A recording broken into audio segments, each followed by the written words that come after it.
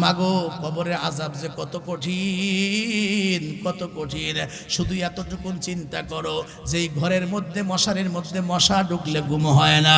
এই যে শীতের মৌসুমে মাগো কতগুলি কাপড় চোপড় পরে কম্বল ল্যাপ গায়ে দিয়ে তারপরে শীত যায় না, বাহিরে বের হওয়া যায় না। আর ওই যে কবরের মাটিতে যখন শোয়া দেওয়া হবে, টিস্যু পেপারের মতো 3খানা 5খানা কাপড় দিয়ে যখন কবরের ভিতরে নামায়া দেওয়া হবে, এই টিস্যু পেপারের মতো 3 টুকরা 5 টুকরা কাফন দিয়া যখন এই কাদামাটির মতো এই কাদামাটির মধ্যে কবরের মধ্যে শোয়া দিবে, ডানে মাটি বামে মাটি, সামনেও মাটি পিছনেও মাটি উপরেও মাটি, সব দিকে মাটি, ছোট্ট একটা জায়গার ভিতরে কেমনে থাকবো? স্ত্রীর পেটে বাচ্চা, কাজী সাহেব মারা যাবেন, আহারে এখন মনে হয়ে গেছে সারা জীবন কি করলাম। বিবিরে ডাক ডাকা, বিবিরে সবই তো জানো, নামাজ নাই, কোরআন তেলাওয়াত নাই, কত আল্লাহর বিধান হুকুম লঙ্ঘন করেছে, এখন তো সময় নাই।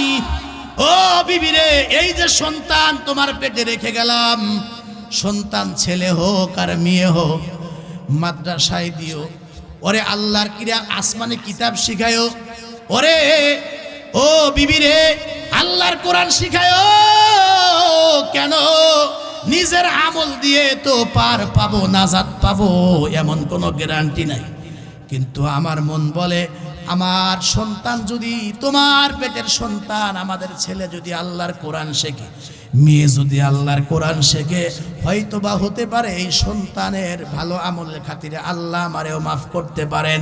সন্তানের জন্য এমন ওসিয়ত করবার পরে বাবা দুনিয়ার থেকে চলে গেল, সন্তান দুনিয়াতে আসলো, ওই দিক দিয়ে আল্লাহর বান্দা কাজী সাহেব কবরে চলে গেছে, কবরে আযাব চলতেছে, নিজের কৃতকর্মের কারণে আযাব। ও আমার মা বোনেরা, জাহান্নামের আগুন, কবরের আযাব বর্ণনা করে কখনো বোঝানো যাবে না। মাগো কবরের আযাব যে কত কঠিন, কত কঠিন। শুধু এতটুকুন চিন্তা করো যে এই ঘরের মধ্যে মশারির মধ্যে মশা ঢুকলে ঘুম হয় না। এই যে শীতের মৌসুমে মাগো কতগুলি কাপড় চোপড় পরে কম্বল ল্যাপ গায়ে দিয়ে তারপরে শীত যায় না, বাহিরে বের হওয়া যায় না। আর ওই যে কবরের মাটিতে যখন শোয়া দেওয়া হবে, টিস্যু পেপারের মতো 3খানা 5খানা কাপড় দিয়ে যখন কবরের ভিতরে নামায়া দেওয়া হবে, এই টিস্যু পেপারের মতো 3 টুকরা 5 টুকরা কাফন দিয়া যখন এই কাদামাটির মতো এই কাদামাটির মধ্যে কবরের মধ্যে শোয়া দিবে, ডানে মাটি বামে মাটি, সামনেও মাটি পিছনেও মাটি উপরেও মাটি, সব দিকে মাটি, ছোট্ট একটা জায়গার ভিতরে কেমনে থাকবো? কবরে আযাব চলতেছে। ও দোস্ত, কিতাবের মধ্যে লেখা আছে, এই দিক দিয়ে সন্তান আল্লাহ পাক আস্তে আস্তে বড় বানাইলেন। 4-5 বছর পরে যেই মাত্র ধরেন কথার কথা আপনাদের এই মাহাতাবুন্নেসা নুরানি মাদ্রাসার বারান্দার মধ্যে আইনা যেই মাত্র সন্তানটাকে ভর্তি করায়া দিয়েছে, ক্লাস আরম্ভ হয়ে গেছে, ওস্তাদ তখন বলে, বলো বাবা বলো, আউযু বিল্লাহি মিনাশ শাইতানির রাজিম, বিসমিল্লাহির রহমানির রহিম। ওস্তাদ একবার দুইবার বলার পরে সন্তান কিন্তু শুদ্ধ করে সুন্দর করে পড়তে পারে না।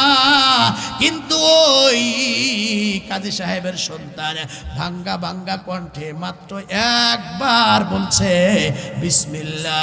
আল্লাহ পাক সঙ্গে সঙ্গে আসমান থেকে ডাক দিয়া কয়, ও ফেরেশতারা রে, এই লোকটার সন্তান মাদ্রাসার বারান্দার ভিতরে ক্লাসের মধ্যে বৈশা বিসমিল্লাহর 19টা অক্ষর উচ্চারণ করছে। আর এই বিসমিল্লাহর মধ্যে আমি আল্লাহর 3টা নাম আছে, একটা হলো আল্লাহ, আর একটা হলো রহমান, আর একটা হলো রহিম। রহমান রহিম মানে হইল অতি দয়ালু, পরম দয়ালু।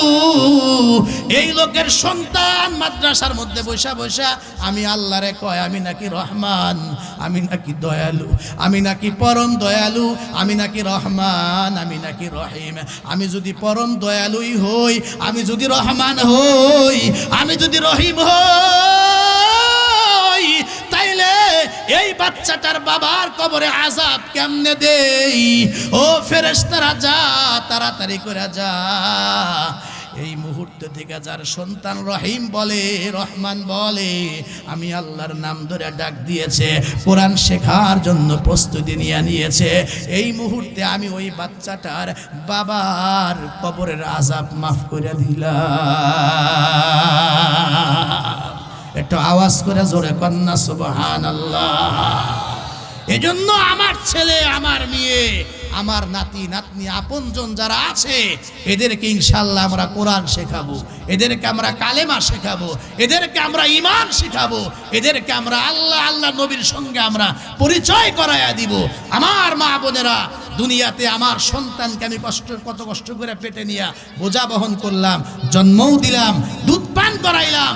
সন্তানের জবান থেকে যখন মা ডাক শুনি, শুনতে তো ভালোই লাগে, আব্বা ডাক শুনতে তো ভালোই লাগে, কিন্তু আমার এই ছেলে, আমার এই মেয়ে, আমি যদি তাদেরকে সৎ পথে পরিচালিত করতে না পারি, তাইলে এই সন্তান কিয়ামতের ময়দানে আমার কিন্তু জাহান্নামের কারণ হয়ে যাইতে পারে। জোরে কথা কন, কথা ঠিক কিনা? এজন্য আমার সন্তানকে আমি কোরআন শিখাবো, আল্লাহ আল্লাহর নবীকে চেনাবো। এই যুগের মায়েরা তো সন্তানদেরকে আল্লাহ আল্লাহর নবী শিখায় না, ঈমান শিখাইতে চায় না।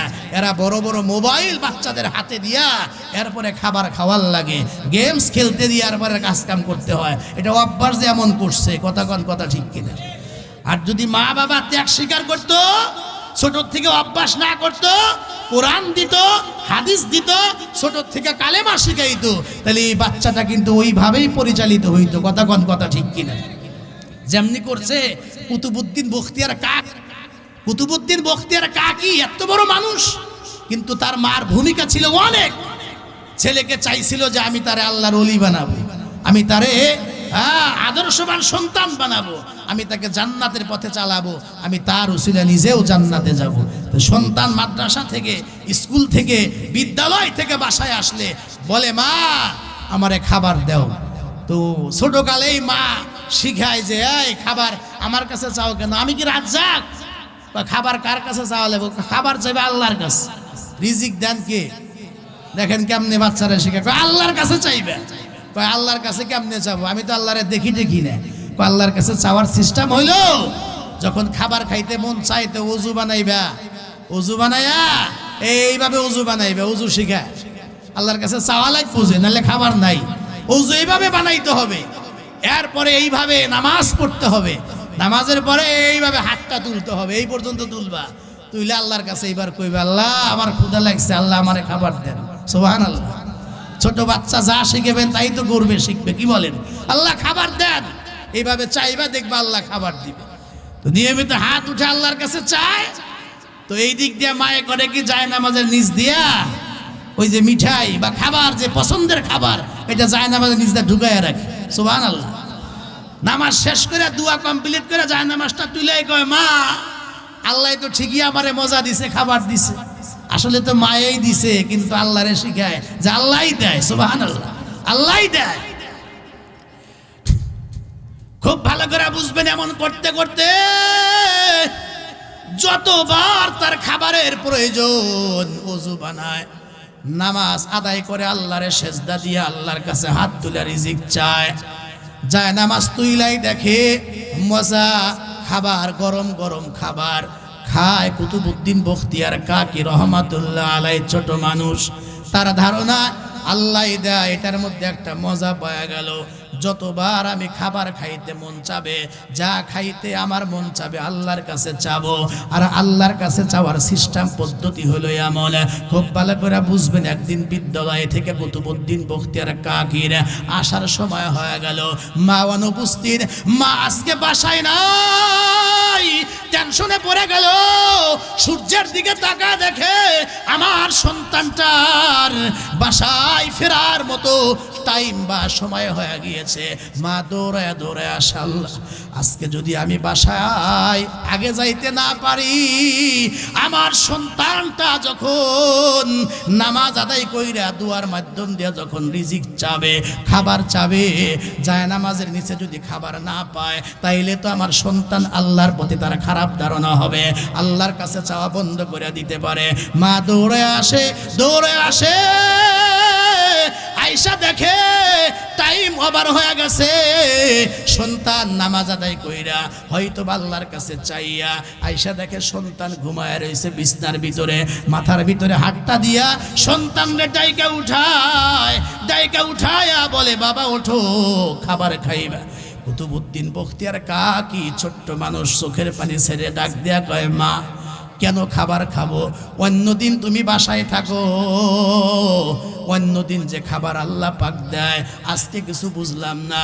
নামাজ আদায় কইরা যেই মাত্র আল্লাহর কাছে হাত বাড়ায়া রিজিক চাইলাম, খাবার চাইলাম, যায় নামাজটা উঠায়া, মাগো আজকে দেখি ভিন্ন খাবার, মজায় আলাদা, এত মজাদার খাবার মাগো আমি জীবনে খাই নাই। আল্লাহ আসমান থেকে ডাক দেখা, কুতুবউদ্দিন বখতিয়ার কাকির মা, আমার সঙ্গে পরিচয় করায় দেওয়ার জন্য তুমি তোমার সন্তানকে যদি প্রতিদিন খাবার দিতে পারো, আমি আল্লাহ তো আসলে রাজ্জাক, আমি আল্লাহ তো আসলে রিজিক দাতা, আমি আল্লাহ কি একদিন দিতে পারি না? তুমি অনুপস্থিত, আজকে সরাসরি জান্নাত থেকে, জান্নাতের দস্তরখানা থেকে আমার কুতুবউদ্দিনের জন্য খাবার পাঠায়া দিয়েছি। আগের জামানার মায়েরা তাদের সন্তানদেরকে আল্লাহর সঙ্গে নবী চেনানোর জন্য তারা এইভাবে প্রশিক্ষণ দিত, চেষ্টা করত। এই যুগের মা এমন পাওয়া বড় কঠিন। আমি মা বোনদেরকে বলি, সন্তান দিয়ে যদি দুনিয়াতেও শান্তি পেতে চান, আখেরাতেও মুক্তি পেতে চান, তাহলে সন্তানদেরকে ভালো পথে ছোটকাল থেকে চালাইতে হবে, ঠিক কি না?